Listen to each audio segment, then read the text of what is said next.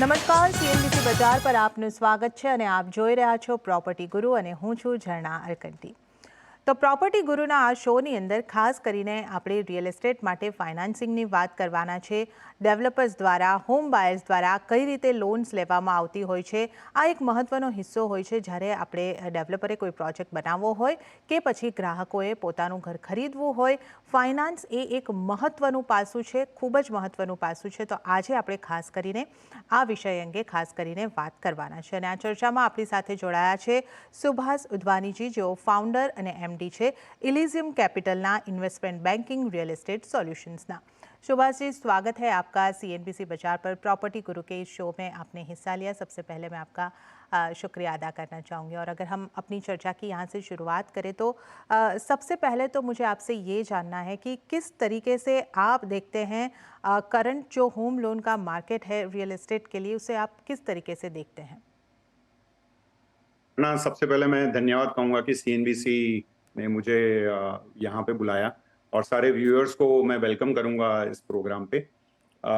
सी अभी जो आपका क्वेश्चन है होम लोन मार्केट में, आई मस्ट से कि अभी जो होम लोन मार्केट है वो बॉयंट है. इट इज डिकेड का सबसे बेस्ट मार्केट जो होम लोन का है वो अभी है.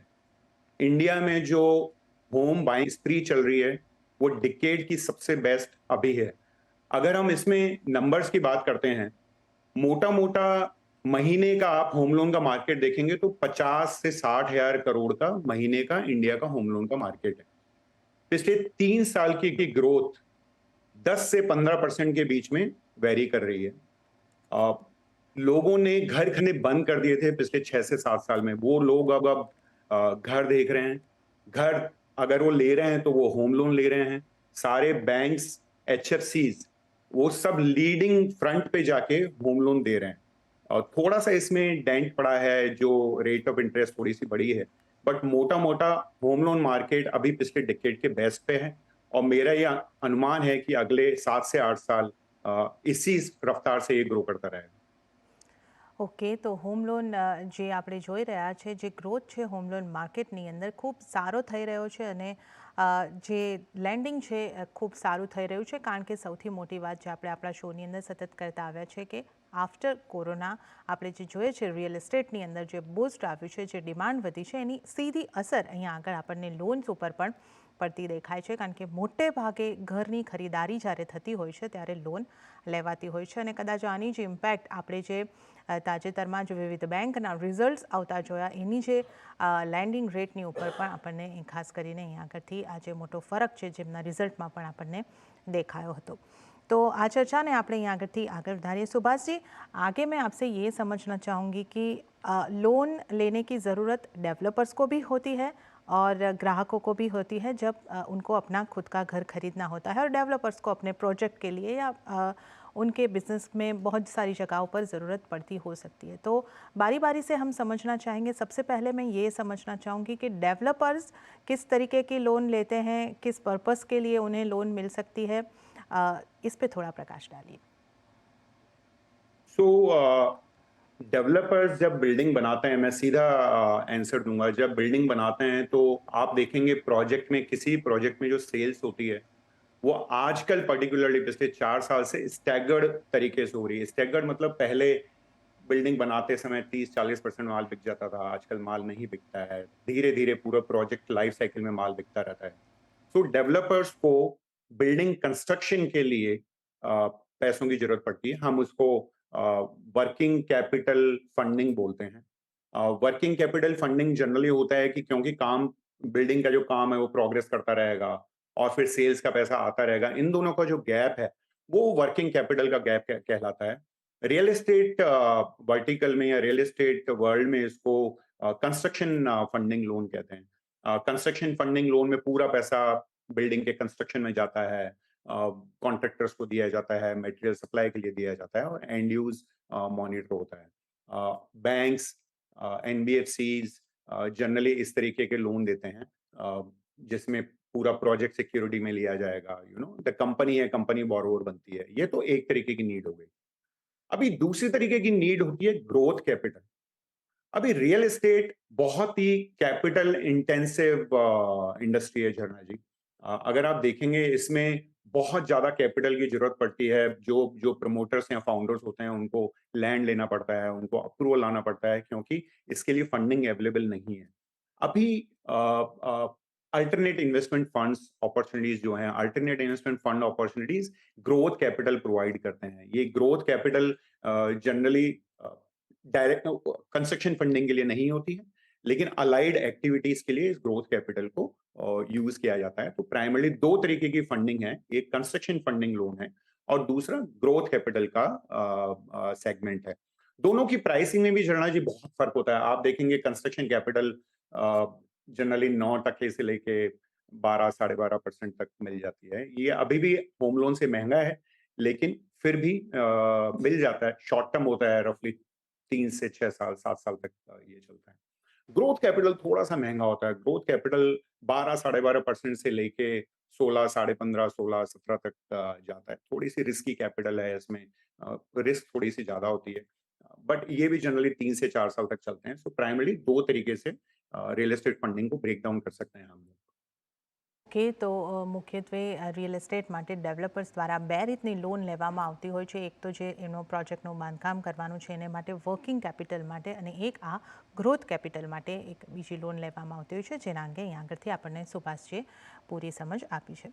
सुभाष जी, अब हम आगे बढ़ते हैं और ये देखते हैं, अगर ये समझना चाहे कि हमने डेवलपर्स कौन के तरीके की लोन लेते हैं इसकी बात की, होम बायर्स को भी लोन की ज़रूरत पड़ती ही है. ज़्यादातर लोगों को अपना घर लेने के लिए बैंक से लोन या दूसरी संस्था से, फाइनेंशियल इंस्टीट्यूट से उनको लोन तो लेनी ही पड़ती है. तो होम बायर्स के लिए होम लोन कौन कौन से तरीके से रहती है?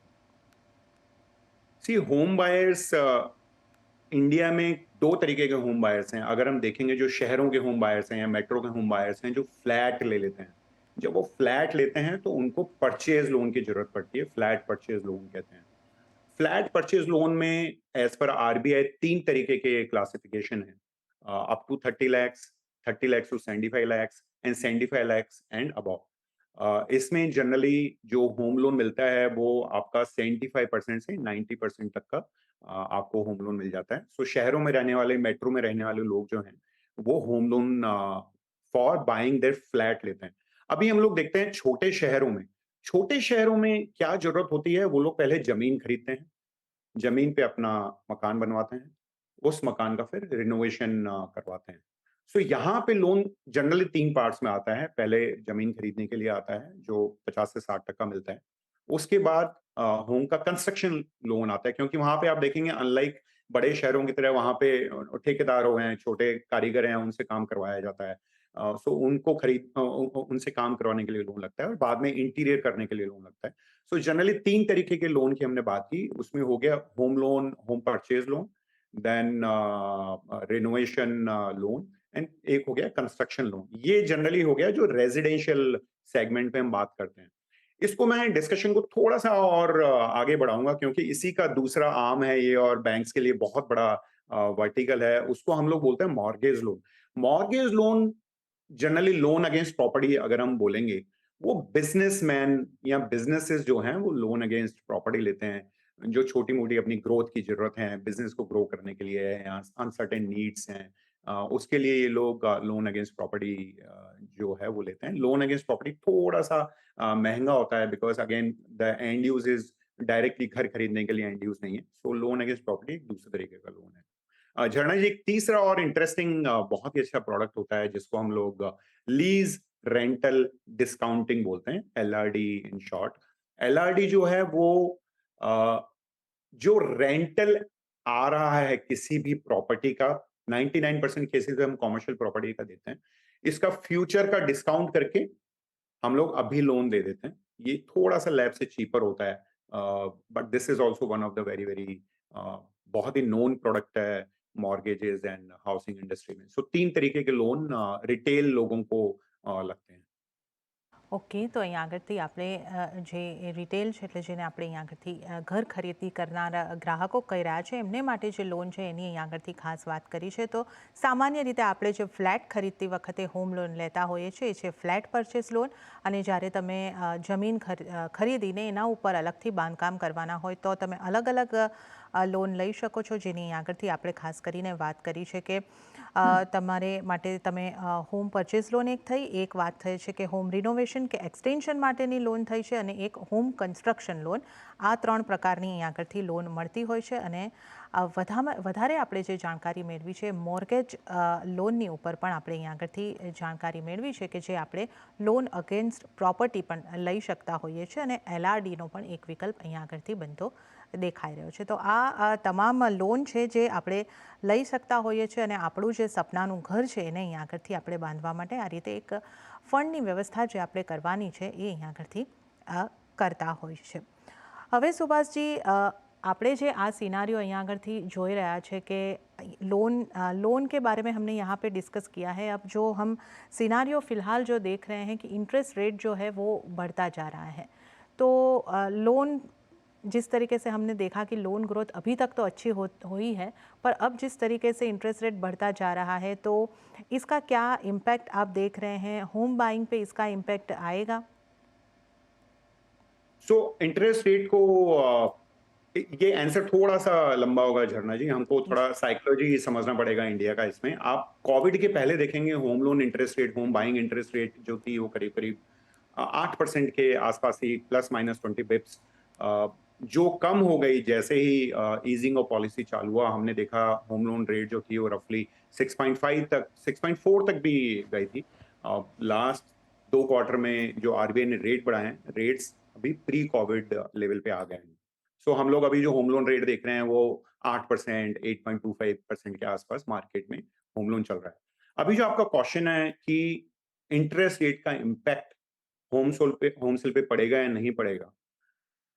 देखिए, इंटरेस्ट रेट सिर्फ एक कंपोनेंट है होम बाइंग डिसीजन का। होम बाइंग इंडिया में बहुत ही इमोशनल, बहुत ही पर्सनल और फैमिली का डिसीजन होता है। सारी फैमिली जाती है घर देखने के लिए, पसंद करते हैं, हर किसी के अपने सपने जुड़े हुए होते हैं। तो अभी जो इंडिया में होम सेल्स है, उसका रनवे बहुत ही लंबा कहूँगा मैं कि काफ़ी लंबा रनवे है। और होम ओनरशिप का जो एंथुसियाज़्म जो उत्साह है, जो होम ओनरशिप का वो कोविड के बाद से काफ़ी बढ़ा हुआ मैं मार्केट में फ़ील करता हूँ। हम जिससे भी बात करते हैं, हर प्रोजेक्ट में मोस्ट ऑफ द प्रोजेक्ट में सेल्स काफ़ी बढ़ी हुई है। सो पर्सनल डिसीज़न हो गया, होम ओनरशिप का एंथुसियाज़्म एंथू हो गया। इसके अलावा डेवलपर्स काफ़ी फेस्टिव स्कीम भी लेके आते हैं जो फ़ी हो गई या थोड़ा-सा 1 साल के लिए हायर इंटरेस्ट हो गया, वो सब एब्ज़ॉर्ब कर रहे हैं। तो ऐसा नहीं है कि इंक्रीज़िंग इंटरेस्ट रेट का कोई फ़र्क नहीं पड़ा है। फ़र्क डेफ़िनेटली पड़ा है। मेरे ख़्याल से 5 से 10% स्लो डाउन हुआ है पिछले 2 क्वार्टर में। लेकिन मोटा-मोटा बहुत ही लंबा रनवे है और मेरे को अभी ये भी लग रहा है कि अगले 2 क्वार्टर में मेबी एक हम लोग एस्केलेशन और देख लेंगे रेट ऑफ इंटरेस्ट का 20 से 25 पैसे का, 40 पैसे का। उसके बाद हम लोग स्टेबिलिटी एक्सपेक्ट कर रहे हैं। फ़र्क पड़ेगा होम सेल्स पे, लेकिन बहुत ही माइनर फ़र्क पड़ेगा। अफोर्डेबल सेगमेंट में थोड़ा बहुत फ़र्क पड़ सकता है क्योंकि उनकी एलिजिबिलिटी का इश्यू होता है। But home buying as an emotional decision, as an enthusiasm जो पिछले 8-10 साल से इंडिया में नहीं हुआ था वो है और ये ग्रोथ अगले मिनिमम 7 से 10 साल चलने वाली है। જી, તો જે રીતે અહીં આગળથી આપણે વાત કરી રહ્યા છે કે ઇન્ટરેસ્ટ રેટની અંદર આપણે વધારો જોઈ રહ્યા છે. હજી એકાદ વખત આપણે ઇન્ટરેસ્ટનો વધારો જોઈ શકીએ છીએ, પરંતુ ત્યારબાદ આપણે થોડી જે આ ઇન્ટરેસ્ટ રેટ વધવાની સાયકલ છે એને ધીમી પડતા જોઈ શકીશું. અને ઇમ્પેક્ટની અહીં આગળ જ્યાં સુધી આપણે વાત કરી છે તો થોડી અસર અહીં આગળ જરૂર આવી રહી છે હોમ બાઇંગના ડિસિઝનમાં. પરંતુ જે રીતે આપણે વાત કરી રહ્યા છે કે સેન્ટિમેન્ટ સૌથી મહત્ત્વની વસ્તુ હોય છે. પોતાના ઘરના સપનાને લઈને વ્યક્તિ સેન્ટિમેન્ટ જે એનો છે એ નિર્ણય વ્યાજ દરને કારણે એટલો જલ્દી બદલાવવામાં આવતો નથી. હા, ઘર થોડું ઘણું તમને આ ઇન્ટરેસ્ટ રેટ વધવાથી મોંઘું પડતું દેખાઈ શકે છે, અને તમે જે ઘર ઓલરેડી ખરીદી લીધું છે એના EMI થોડા સમય માટે તમને વધતા દેખાઈ શકે છે, પરંતુ જે રીતે આપણે અહીં આગળથી સમજણ મેળવી કે એક 5-7% ડિસિઝનની ઉપર હોમ લોનની ઇન્ટરેસ્ટ વધારાની અસર દેખાઈ રહી છે, પરંતુ આવનારા 10 વર્ષની અંદર આપણે જે જોઈ રહ્યા છીએ રિયલ એસ્ટેટ માટે સારા જ રહી શકે છે એવું અનુમાન અહીં આગળથી બનતું દેખાઈ રહ્યું છે. તો આ એક રસપ્રદ ચર્ચા અહીં આગળથી ચાલી રહી છે, પણ અહીંયા અમારે લેવો પડશે એક નાનકડો વિરામ. લઈશું નાનકડો વિરામ અને ત્યારબાદ આપણે આ ચર્ચાને આગળ વધારીએ.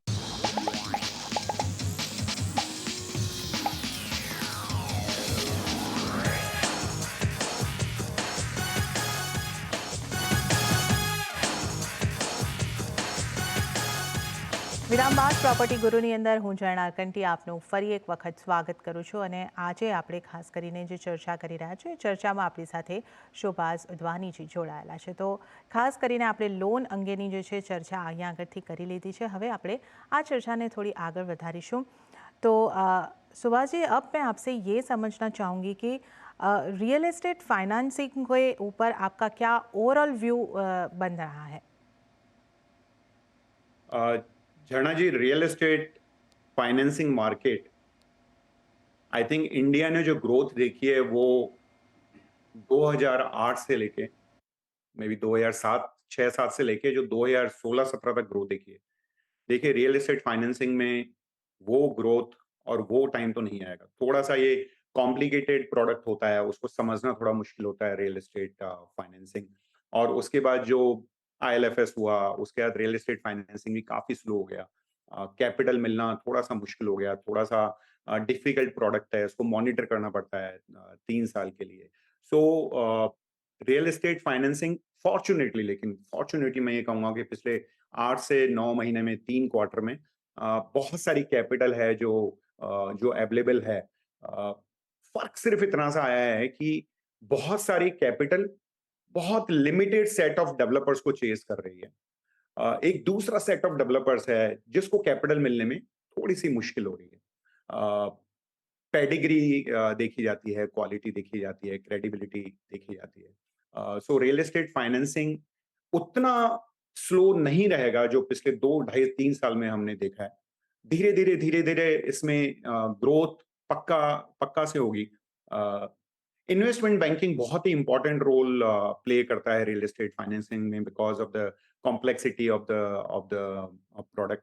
इसलिए इन्वेस्टमेंट बैंकर्स का हाथ पकड़ना बहुत ज्यादा इंपॉर्टेंट हो जाता है. मोटा मोटा इंडिया का मार्केट, इसमें नंबर्स अवेलेबल नहीं है, बट मोटा मोटा इंडिया का मार्केट डिसबर्समेंट का 80,000 करोड़ से 1 लाख करोड़ तक होना चाहिए, जो काफी कम हो गया है अभी पिछले 3 साल में. बट मैं उम्मीद करता हूं कि इसमें इक्विटी भी आएगी जैसे कॉमर्शियल मार्केट में है. धीरे धीरे कैपिटल आएगी जो इंडिया की हंगर ऑफ वर्किंग कैपिटल और हंगर ऑफ ग्रोथ को कंप्लीट करेगी. 10 से 20%, 25% का ग्रोथ रियल एस्टेट फाइनेंसिंग में डेफिनेटली उम्मीद कर सकते हैं. जो बायआउट होम सेल्स चल रही है वो भी इस चीज को सपोर्ट करेगी कि नए डेवलपर्स या एग्जिस्टिंग डेवलपर्स हैं वो बहुत अच्छा काम करें. सो रियल एस्टेट फाइनेंसिंग के लिए भी मैं पॉजिटिव हूँ, at least for next 4 years or 5 years. Okay, તો રિયલ એસ્ટેટ ફાઇનાન્સિંગ માટે આપણે અહીં આગળથી વાત કરી છે કે 10-20%નો ગ્રોથ અહીંયા આગળથી પણ આપણે જોઈ શકીએ છીએ, અને અહીંયા આગળ પણ એમને માટે રિયલ એસ્ટેટ ફાઇનાન્સિંગ ઉપર પણ પોઝિટિવ વ્યૂ અહીંયા આગળથી બનતો દેખાઈ રહ્યો છે. अब सुभाष जी, अगर हम बात कर ले कि अफोर्डेबल सेगमेंट जो रियल एस्टेट में हम देखते हैं कि सबसे ज़्यादा डिमांड वहाँ से आती हुई दिखाई देती है, बहुत महत्व रखता है रियल एस्टेट के लिए, खास करके जो रेसिडेंशियल है उसमें अफोर्डेबल सेगमेंट में बहुत ज़्यादा डिमांड दिखाई देती है. तो अफोर्डेबल सेगमेंट का क्या पोटेंशियल आप अभी देख रहे हैं? झरना जी, बहुत अच्छा क्वेश्चन पूछा आपने, बिकॉज अफोर्डेबल सेगमेंट बहुत ही इंडिया स्पेसिफिक है. ये उन लोगों के लिए है जो एंड यूजर्स हैं. हमारे घर के ड्राइवर्स हो गए, जो कॉल सेंटर एग्जीक्यूटिव्स हो गए, वो सेगमेंट जो जिनका फैमिली इनकम 50,000 रुपए से 40,000 रुपए से लेके 80,000 रुपए तक का है, वो अफोर्डेबल सेगमेंट की पूरे मार्केट को वो लोग पैन इंडिया ड्राइव कर रहे हैं. मैं बहुत बहुत पॉजिटिव हूँ अफोर्डेबल सेगमेंट को लेके. अगर हम लोग नंबर्स की बात करें, मोटा मोटा इंडिया में 7.5 लाख घर बिकता है साल का. 7.5 लाख घर में से 6 से 6.5 लाख जो घर है, वो घर शर्ना जी 35 लाख 40 लाख तक का मोटा-मोटा होता है, which is like 80-85% of the market. Average home loan ticket size अगर आप देखेंगे तो रफली 28 लाख 30 लाख रुपए की एवरेज टिकट साइज़ है। मुंबई को हमको एक्सक्लूड करना पड़ेगा इसमें। अभी 6.5 लाख हम लोग बोल रहे हैं साल का घर बिक रहा है। As per governments vision, as per government estimate, हमको अगले 1 डिकेड में मोटा-मोटा आप समझिए 3 करोड़ के आस-पास घर चाहिए। 3 crore housing units in affordable segment. अगर मैं उसको पूरे 10 साल में डिवाइड करता हूँ, market potential is 4x in next 1 decade. That's a humongous growth. मतलब 25%, 20%, 25%, 30% का एनुअल ग्रोथ जब रहेगा, तब अफोर्डेबल सेगमेंट का हंगर पूरा होगा। हर सिटी में houses from 10 lakhs to 50 lakhs is the 80% of the sales which is happening. So India is a country of affordable housing. लोग अपने यूज के लिए, अपने परिवार के लिए रहते हैं। ये 25 से 30% अगला एक डिकेड कंप्लीटली ग्रोथ करेगा। फाइनेंशियल इंस्टीट्यूशंस हो गए, गवर्नमेंट हो गई, गवर्नमेंट की पॉलिसीज हो गई, बायर्स हो गए। आई सी एवरीथिंग पॉजिटिव है। गवर्नमेंट भी बहुत पुश कर रही है, इंसेंटिवाइज कर रही है। डेवलपर्स को सेल्स दिखता है तो वो भी कर रहे हैं। So affordable segment is the engine for housing and real estate market in India, and it has to stay like this अगला एक डिकेड कम से कम। बहुत पॉजिटिव मैं इस सेक्टर को लेके। ઓકે તો જે અહીંયા આગળથી સુભાષ જે આપણને સરસ રીતે સમજાવ્યું છે કે અફોર્ડેબલ સેગમેન્ટ જે છે આખા રિયલ એસ્ટેટનું એન્જિન બની શકે છે, કારણ કે જે રીતની આપણે દેશભરમાંથી ડિમાન્ડ અફોર્ડેબલ સેગમેન્ટની અંદર જોઈ રહ્યા છે અને આ ડિમાન્ડ આખા ડિકેડ સુધી આપણને વધતી જ દેખાવાની છે. તો આ વાત અહીંયા આગળથી ખાસ ખ્યાલ રાખવાની છે અને એની સાથે સાથે જ આપણે જે જોઈ રહ્યા છે બેંક હોય, ફાઇનાન્સ હોય, આ બધાની પણ એટલી જ જરૂર અહીંયા આગળથી पड़वानी है. तब सुभाष जी, हमने जो ये एक डिकेड के बारे में यहाँ पे बात की है, तो आपसे मैं ये भी जानना चाहूँगी कि अगले डिकेड के बारे में जब हम बात कर रहे हैं तो कोई ऐसी चीज़ है जो गेम चेंजर की तरह आप उनसे देख रहे हो? चरणा जी, आपके क्वेश्चंस बहुत ही, आई थिंक बहुत ही अच्छे पूछते हैं आप, जो काफी डेप्थ और काफी इंटरेस्टिंग होते हैं। देखिए, रियल एस्टेट ने कोई टेक्निकल चेंज नहीं देखा है। वर्चुअली आप देखेंगे अभी भी वही सीमेंट लगता है, वही बजरी लगती है, वही लोग काम कर रहे होते हैं और बिल्डिंग धीरे धीरे बननी होती है। आई थिंक टेक का इन्वॉल्वमेंट रियल एस्टेट में अभी तक मुश्किल से कहीं हुआ है। और आप देखेंगे, हम लोग मे बी भी हम लोग इस प्रोग्राम में दोबारा बात करेंगे अगले 5 साल 6 साल में। टेक का इन्वॉल्वमेंट बहुत ज्यादा इंपॉर्टेंट है और मैं इसको पॉजिटिवली देखता हूँ। One is a tech involvement, prop tech कहिए उसको। आईआईटी चेन्नई लास्ट ईयर का एक न्यूज था कि उन्होंने एक घर बनाया, 5 दिन में उन्होंने घर बनाया था, लेकिन वो एक स्टोरी बन के रह गई थी। लेकिन बहुत सारे R&D करने की जरूरत है। प्रॉप टेक सेगमेंट जो है बहुत बहुत पॉजिटिव रहेगा। दूसरा जो पॉइंट जो चेंज में देखूंगा वो आउटसोर्सिंग का देखूंगा। देखिए, पहले क्या था, रियल एस्टेट में आप मकान बनाते थे और बिक जाते थे वो। आजकल बिक नहीं रहे हैं, आपको बेचना पड़ता है, आपको लैंड लेना पड़ता है। इसके पहले एग्रीगेटर्स का मार्केट होता था, हर किसी का अपना मार्जिन होता था। अभी स्पेशलाइजेशन का जमाना आएगा रियल एस्टेट में, नो मोर जनरलाइजेशन का जमाना डेफिनेटली निकल जाएगा। सो आपको होम सेल्स के लिए आउटसोर्स करना पड़ेगा, आपको फाइनेंसिंग के लिए आउटसोर्स करना पड़ेगा, आपको सिर्फ जो ध्यान देना पड़ेगा वो कंस्ट्रक्शन, मे बी कंस्ट्रक्शन भी outsource, good engineering companies they become बहुत बड़ी हो जाएंगी कंस्ट्रक्शन के मामले में। सो ब्रांड बिल्डिंग हो गया, लैंड हो गया, अप्रूवल हो गया। आई थिंक इन 3 पे रियल एस्टेट डेवलपर्स और रियल एस्टेट इंडस्ट्रीज को फोकस करना होगा। बाकी कंप्लीट जो पूरा जो साइकिल है वो आउटसोर्स होगा एक्सपर्ट्स के हाथ में। So one is outsourcing, other is the proptech. ये जो 2 चीजें हैं ये गेम चेंजर होंगी अगले 8 साल से 12 साल के बीच में इंडिया के रियल एस्टेट में। और जो लोग जो डेवलपर्स, जो बिजनेसेस हैं, इन चीजों को अडॉप्ट करेंगे, टेक्नोलॉजी को पॉजिटिव लेंगे, आउटसोर्सिंग में और स्पेशलाइजेशन में कंप्लीटली बिलीव करेंगे, आई थिंक वो सरवाइव तो करेंगे ही, बट उनको मार्केट से अच्छा ग्रोथ पक्का मिलेगा।